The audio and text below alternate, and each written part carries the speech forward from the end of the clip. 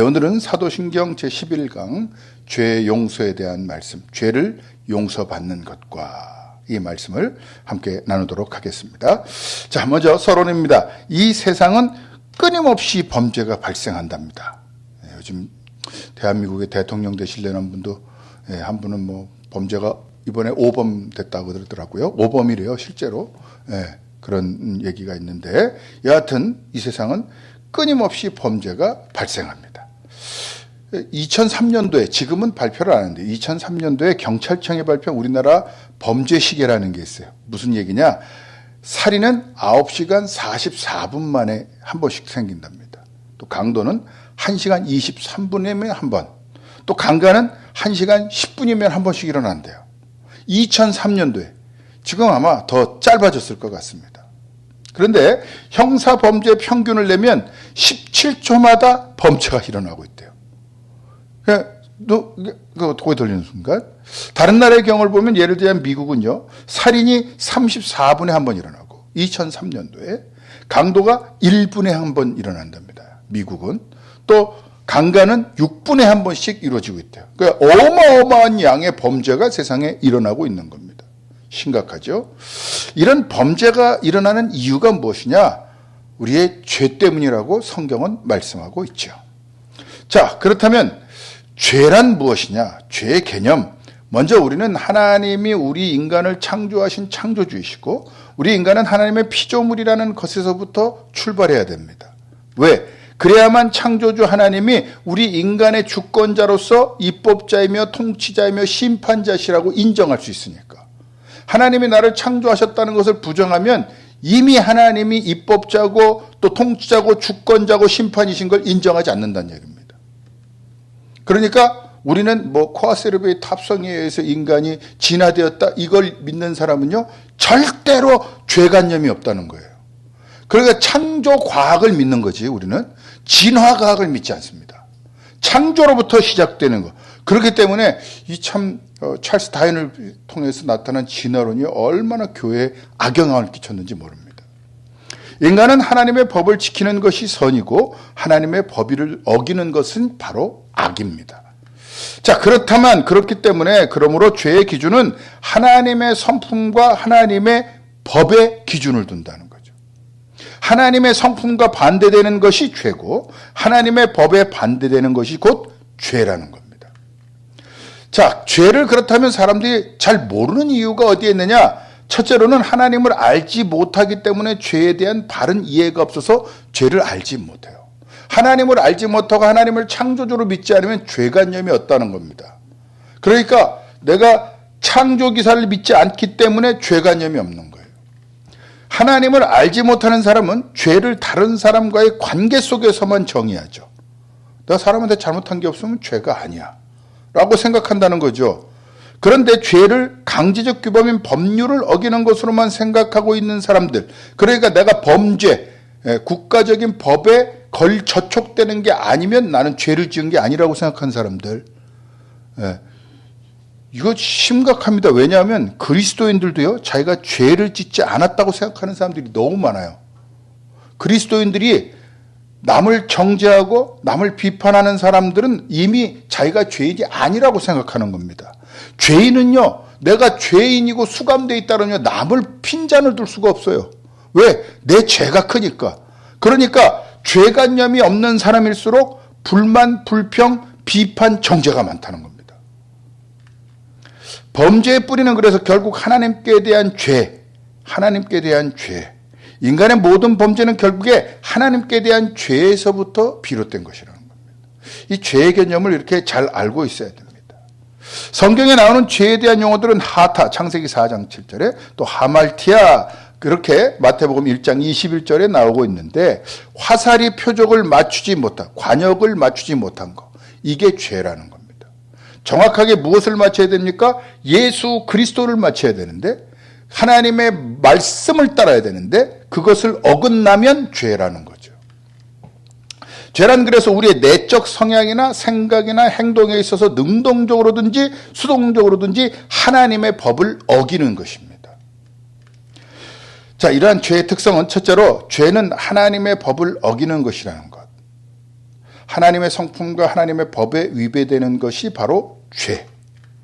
자, 율법을 주신 이유가 하나님의 성품을 닮은 모습으로 살라고 주신 거죠. 율법의 모든 내용은 십계명으로 요약되는데 크게 뭐죠? 몸과 마음과 정성과 뜻을 다해서 주 너의 하나님을 사랑하라. 그리고 내 이웃을 그와 같이 내 몸과 같이 사랑하라. 이것이 율법의 핵심이에요. 그렇다면 내가 하나님을 사랑하는 것과 같이 이웃을 사랑하고 있지 않다면 나는 죄인입니다. 율법의 기준으로 하나님을 미워하고 다른 사람을 미워하는 것도 죄죠. 하나님 어떻게 나한테 이럴 수가 있어? 이러면 그 죄예요. 아, 내가 왜 태어났나? 이것도 죄예요. 나에 대한 원망을 드러내는 것도 죄예요. 난 왜 이 모양이지? 이 죄예요. 근데 많은 사람들이 자신을 갖다 죄책감을 갖는 건 별로 죄라고 여기지 않아요. 이미 내가 못났다. 하나님이 만든 그대로를 이야기하지 않으면 그건 죄인입니다. 모든 죄는 그래서 궁극적으로 하나님께 대한 죄라는 거죠. 모든 범죄가 결국에 하나님께 대한 죄입니다. 그래서 그 대표적인 예가 다윗의 얘기가 나올 건데요. 죄의 기준은 하나님의 성품과 하나님의 법이 기준이 된다. 하나님의 성품과 반대되는 것, 하나님의 법에 반대되는 것이 곧 죄라는 거. 그걸 늘 기억해야 됩니다. 그러니까 내 뒤에도 정의되니까 계속해야 돼요. 다윗 같은 경우 우리아 안에 밧세바를 범했죠. 그리고 어떻게 했습니까? 가늠만 한 게 아니라 우리아를 살인했죠. 죽이게끔 만들었지 않습니까? 그런데 이런 살인 간음은 하나님께 대한 죄라고 뭐라고 했느냐? 시편 51편 4편. 시편 51편은 참회의 기도죠. 밧세바를 범한 후에 나단 선지자가 지시할 때 나온 시편이거든요. 내가 주께만 범죄하여 주의 목전에 악을 행하였사오니. 그러니까 내가 짓는 모든 죄는 하나님 앞에 지은 죄라는 거예요. 근데 우리는 보통 사람에게 죄 지었으면 그냥 넘어가려고 하잖아요. 사람이랑 용서. 하나님 앞에 회개해야 된다는 거예요. 하나님 앞에. 또한 두 번째로 죄의 특성은 죄는 윤리적인 악이라는 겁니다. 성경은 모든 악을 죄라고 말하지는 않았어요. 예를 들자면 악이란 죄의 영향으로 나타난 모든 비참한 참상을 총칭하는 것이죠. 질병이나 기근이나 전쟁 혹은 각종 천재지변 등 이런 건 분명 악하죠. 사람을 괴롭게 하잖아요. 그러면 그건 악한 거예요. 그렇지만 이런 것을 죄라고는 말하지 않아요. 그래서 이런 큰 실수를 많이 하는 게 저 사람이 죄를 많이 져서 저런 병 걸려서 이렇게 얘기하면 안 됩니다. 그 사람이 유전적으로도 병이 올 수도 있는 거고요. 근데 저도 그런 실수를 종종 하게 되더라고요. 누가 큰 병에 걸리면 저 무슨 죄부터 확인해 봐야 된다고. 물론 그런 이유도 있지만 그것만이 다가 아니라는 거죠. 악이 오는 것이 죄와 관계된다라고는 말할 수 없다라는 겁니다. 살인, 강도, 강간, 절도, 협박행, 방화, 유괴 등의 악은 도덕적인 악이죠. 인간이 자신의 선택에 따라 고의로 저지른 행동들이 바로 악, 죄.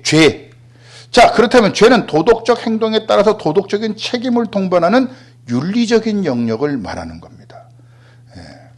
자, 그렇다면 문제는 죄로 인해 받는 죄책이 있다는 거죠. 이것을 느끼는 감정을 죄책감이라고 합니다. 죄는 도덕적 악이기 때문에 반드시 하나님의 법을 어긴 데 따르는 처벌을 받게 되고 이것을 죄책이라고 하는 겁니다. 그래서 죄책감은 내가 뭘 당할까 봐 두려운 거죠. 그걸 죄책감이라고 하는 겁니다. 죄를 짓게 되면 인간의 지성, 감정, 의지 등이 인간 본성이 더러워지고 부패하게 되죠. 그래서 거룩함이라는 책을 보면요. 그 책에 그렇게 얘기했죠. 마두책이 한 소년이 너무나 복사예요. 복사. 신부의 복사. 신부일을 거두니까 얼마나 거룩하게 살려고 하겠어요. 저도 예전에 중학교 때 친구 하나가 복사여서. 근데 참 아이가 훌륭해요.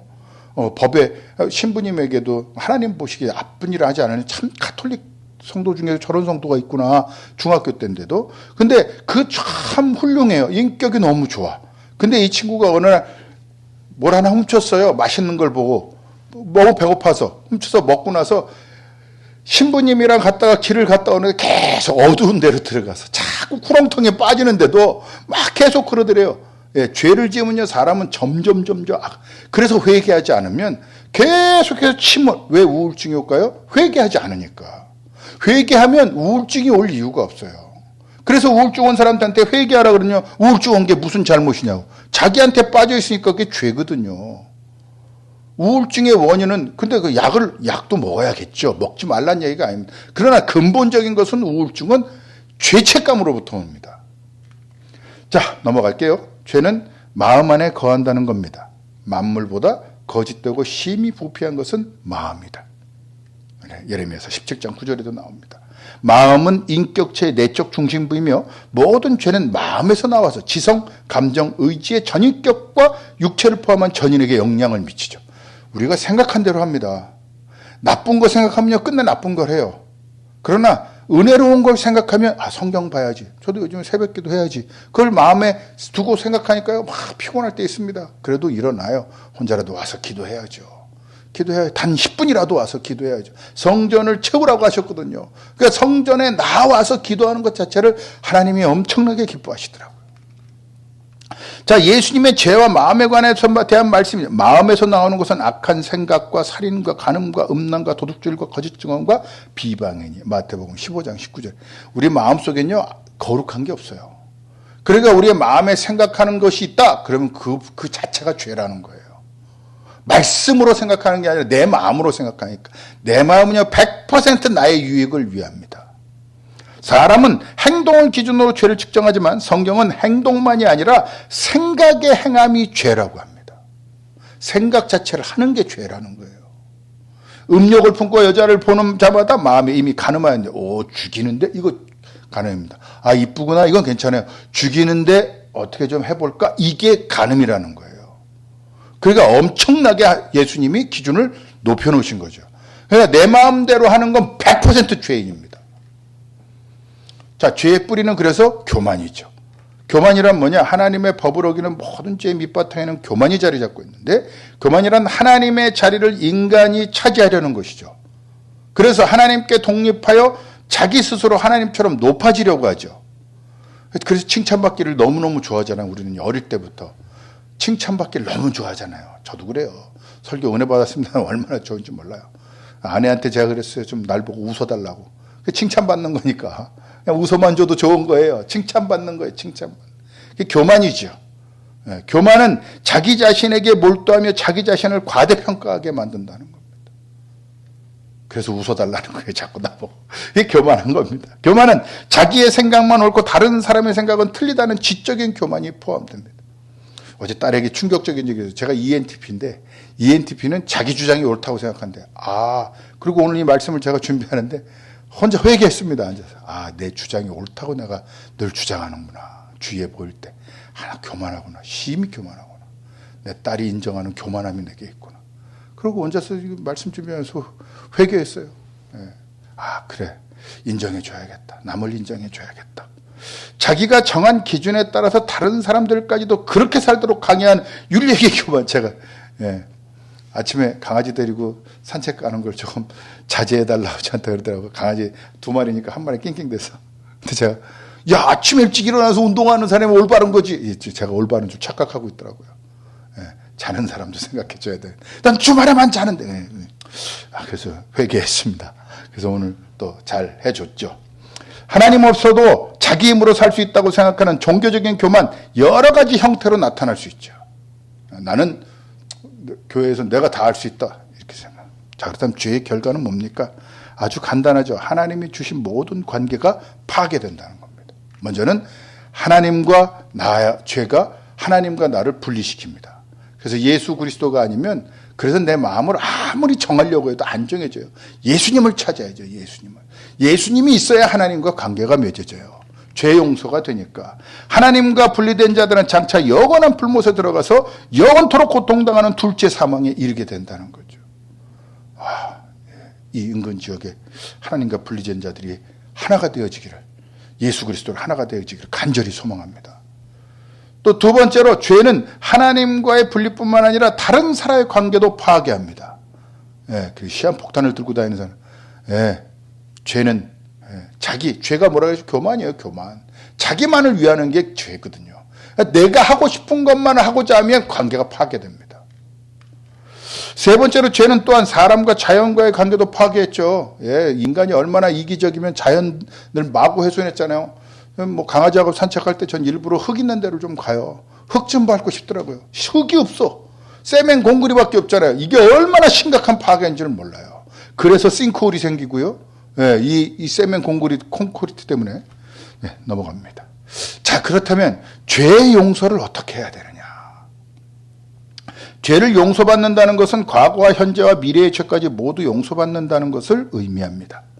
죄를 용서받는다는 것은 죄의 세력에서 해방되는 것이고 죄 자체에서 완전히 자유롭게 되는 것을 의미합니다. 아까 말씀드렸던 거룩함의 그 소년이요, 신부님한테 고백했대요. 당신의 빵 조각이 너무 맛있어 보여서 너무 배고파서 먹었습니다. 그러고서 밝은 곳으로 나왔대요. 네, 그렇죠. 죄를 회개하고 죄 용서하고. 신부님이 야, 그 빵 때문에 그랬냐? 아, 괜찮다. 잘 먹었다. 내가 너 죄를 용서한다. 그 말을 해주니까 애가 발긋게 그냥 신부님 옆에 와서, 우리도 그런 것 같아요. 예수님께 나아오려면 죄를 회개해야 되더라고요. 그러면 주님의 손이 다시 한번 패슨 확고하게 잡히는 느낌을 받게 되는 것이죠. 죄 용서는 영광스러운 구원의 출발점이 됩니다. 왜? 죄 용서를 받으면 그리스도의 의를 전가받게 되고요, 하나님 앞에서 의롭다함으로 해서 의인이라 칭의를 얻게 되죠. 중생하게 되고요, 하나님의 자녀가 돼서 거룩하게 됨으로 영원한 영광을 누릴 구원을 얻게 되기 때문에 죄 용서가 없이는 어느 누구도 구원받지 못합니다. 왜? 더러운 새로운 천국에 갈 수 없으니까. 그래서 매 순간순간 우리는 부활을 체험하는 거죠. 죄를 고백하고 용서받고. 그렇다고 일부러 죄를 더 크게 짓게 되냐? 사도 바울도 그랬죠. 자, 그렇다면 죄 용서받는 방법은 뭐냐? 구약의 제사를 보면 잘 알 수 있습니다. 구약의 제사에서는 희생제물 제도를 통해서 죄인이 죄에 대한 대가를 지불하게 했어요. 자, 그 동물이 죄인을 대신해서 피 흘려 죽음으로 죄인의 죄값을 치러 하나님의 진노에서 벗어나게 하셨습니다. 매일 성전에 희생제물을 바치게 하셨다는 거죠. 매일입니다. 매일. 그러니까 새벽기도 매일 해야 돼요. 매일 와서 교회 와서 기도해야 돼요. 성전을 매일 찾게 하셨어요. 아유, 새벽기도 꼭 해야 돼. 예, 꼭 해야 돼요. 그리스도인은. 예, 새벽기도든 아니면 매일 교회를 찾아야 돼요. 출퇴근할 때 중에 한 번은 꼭 와야 되는 거예요. 왜? 나 자체를 희생제물로 드려야 되니까. 제가 매일 출퇴근하니까 어떤 분이 참 좋아하시긴 하던데. 자, 그렇다면 구약의 제사는 어떻게 되느냐? 7월 10일 교회력으로, 종교력으로, 이스라엘 종교력으로 7월 10일이 대속죄일의 희생예식이 있는 날입니다. 이 날은 1년에 한 번 온 백성의 죄를 용서받는 날이죠. 지금도 이스라엘에서는 그때 합니다. 그러면 뭐 어마어마한 일들이 일어나죠. 소, 양, 염소 이렇게 틀이 있어요. 그래서 목을 툭 잘라버려요, 거기서. 그러면 그 피를 받아서 자기의 죄를 용서받는. 그런데 그 시기에는 딱 한 마리, 두 마리를 잡아요. 동물이 죄인을 대신해서 피 흘려 죽음으로 죄인의 죄값을 치러 하나님의 진노에서 벗어나게 했는데, 이거 중요한 거, 매일 생전에 희생제물을 제사장은 매일 바쳐요. 그러니까 제사장이 부자가 될 수밖에 없는 게 매일 희생제물을 가져오고 그 넓적다리는 제사장 거예요. 그러니까 제사장한테 늘 고기가 많아. 그러니까 제사장 그런 비대하게 나오는 제사장이 많은데 맞아요. 예. 엘리 제사장이 비대해갖고 뒤 목이 부러져 죽었다 그런 이유가 그럴 수밖에 없어요. 매일 고기를 먹을 수밖에 없어요. 부자였죠. 대속죄일의 중요한 의식 중에 하나가 두 마리 염소를 선택하는 거죠. 한 마리는 지성소에 드리고 한 마리는 광야에 버려져서 죽게 됩니다. 이것을 아사셀 염소라고 하는데, 대제사장이 성전에 드려진 첫째 염소의 피를 지성소 속죄소에 뿌렸고 하나님은 이 피를 보시고 이스라엘 백성들의 죄를 용서하셨습니다. 이 피가 나중에 예수 그리스도의 피가 되죠. 둘째 염소는 아사셀 염소라고 하고 머리에 안수하고 이스라엘의 죄를 전가시켜서 끈에 묶고 고난의 행진을 예루살렘 성전 있는 곳까지 쭉 가요. 성전에서부터 내려갑니다. 지나갈 때 침을 뱉대요. 자기 죄. 에이, 내 죄야, 퇴! 침을 뱉고 돌을 던집니다. 피투성이가 돼서 매 하고 내려가는 거예요. 그러면 예루살렘 거리를 다 통과하기 전에 피투성이가 돼서 감람산을 지나 요단강으로 건너가 광야에 버려집니다. 광야에 버려진 아사셀 염소는 광야를 헤매다가 들짐승의 먹이가 돼요. 비참하죠? 아사셀 염소가 가져간 죄는 그건 가져갔다는 겁니다. 하나님이 우리의 죄를 모두 짊어지고 하나님이 이스라엘의 죄를 기억하지 않겠다는 표시죠. 내가 회개한 죄, 4살 때, 7살 때 아버지 초등학교 6학년 때 아버지 주머니에서 10,000원짜리 훔쳤던 죄, 그거 끝났어요. 근데 내 마음에 죄책감이 늘 갖고 있죠. 아사셀의 염소는 우리의 죄를 지고 예루살렘 밖 골고다 언덕길을 오르셔 십자가에 죽으신 예수님에 대한 그림자입니다. 이러한 예수님의 죽으심 때문에 우리의 죄가 용서받을 수 있게 되는 거죠. 자, 그렇다면 이런 죄 용서받은 사람의 삶은 어떻게 살아야 되느냐? 첫째는 하나님 앞에 감사하는 삶입니다. 오늘 감사하셨어요? 감사하셨습니까? 하나님 감사합니다 라고 감사하셨나요? 예수님의 피로 죄사함 받은 사람은 하나님을 찬양하지 않을 수가 없죠. 너무너무 감사한 거죠. 내가 구원받았다는 거 묵상해 보십시오. 얼마나 감사가 나오는. 구원받은 거 묵상 안 하니까 우울증 걸리는 거예요. 그리스도인이요. 우리가 하나님 앞에 감사해야 할 제목이 너무 많지만 죄 용서는 범사에 감사해야 할 가장 중요한 감사의 제목이라는 거죠. 하나님 나를 용서하셨으니 감사합니다. 예수님의 발에 향유를 부은 여인 기억나십니까? 그 옆에 누가 야, 그 300데나리온 지금으로 따지면 6천만 원 정도 가치입니다. 야, 한 5, 6천만 원을 그냥 갖다 때려부어? 미쳤어? 이 얘기죠. 그러나 자신의 죄가 용서받은 것에 대해서 깊이 아는 사람이 예수님을 더 사랑하는 사람이다. 그러고 예수님 말씀하셨죠. 그래서 오히려 여인은 칭찬받았어요. 야, 죄 용서의 은혜를 하니까 저렇게 하는 거야. 너 죄 용서의 은혜를 알아? 이러고 물어보시는 거죠. 자, 우리가 죄 용서에 대한 감사가 부족한 이유가 뭐냐? 죄의식이 부족하니까. 내가 죄인이라는. 오랫동안 예수님 믿은 사람은요, 죄의식이 부족해요. 왜? 내가 특별히 지은 죄가 없다라고 생각하니까요. 그런데 하나님께 직접 잘못한 것만이 죄가 아니라 다른 사람에게 잘못한 것도 하나님께 죄를 범한 것인 걸 모르기 때문에 죄사함의 은혜를 그래서 늘 생각해야 됩니다. 주님, 나를 죄사하셨으니 감사합니다. 감사가 안 나올 수가 없죠. 자, 두 번째는 다른 사람의 죄도 용서해 줘야 됩니다. 이거 참 그리스도인들이 안 돼요. 남의 죄를 용서를 못해요. 심각할 정도입니다. 저도 그래요. 저한테 뭐 잘못하면 굉장히 섭섭하면요, 용서를 잘 못하더라고요. 오늘 이거 하면서 제가 깨달았어요. 아, 나도 잘 용서를 못하는구나. 성경의 1만 달란트 비유, 마태복음 16장인가요? 한 달란트가 16년의 품삯이래요. 그러면 3천만 원만 짜도 3억이 되죠? 10년이면요. 그런데 3천만 원인가요? 요즘에 1억 정도 따지면 16억 정도 됩니다. 1달란트가. 그런데 1만 달란트면요, 셀 수가 없답니다. 종이 왕에게 그래, 신하가 그래, 사줄게. 난리가 나겠죠. 야, 내가 평생, 아니 우리의 후손에 한 20대 30대까지 내려가도 못 갚을 돈을 난 탕감받아서 할렐루야 하고 나오는데, 자기한테 100데나리온, 한 데나리온이 하루 노동자 보수니까요. 자기를 위해 100일만 일하면 됩니다. 그 사람을, 야, 너 나한테 100데나리온 안 갚았지? 자기도 얼마나 급했겠어요. 1만 달란트 빚질 정도면 이해는 갑니다. 그런데 그를 용서 안 하고 감옥에 넣어버려요. 그랬더니 신하들이 고발하죠. 그렇게 하더라. 그랬더니 왕이 불러요. 야, 엄청나게 화를 냅니다. 야, 너를 그렇게 용서했는데 넌 그 용서를 못해? 너도 감옥에 가. 옥졸에게 그를 맡깁니다. 우리 모두는 하나님 앞에서 1만 달란트의 빚을 탕감받은 종과 같은 사람입니다. 우리에게 잘못을 범한 자들을 마땅히 용서해 주어야 합니다. 발끈하지 마십시오. 그냥 용서하십시오. 하나님의 바닷물같이 엄청난 용서를 체험한 성도들은 우리의 삶 속에서도 시냇물 같은 용서의 물길이 흘러가도록 해야 할 줄 믿습니다. 함께 기도합니다.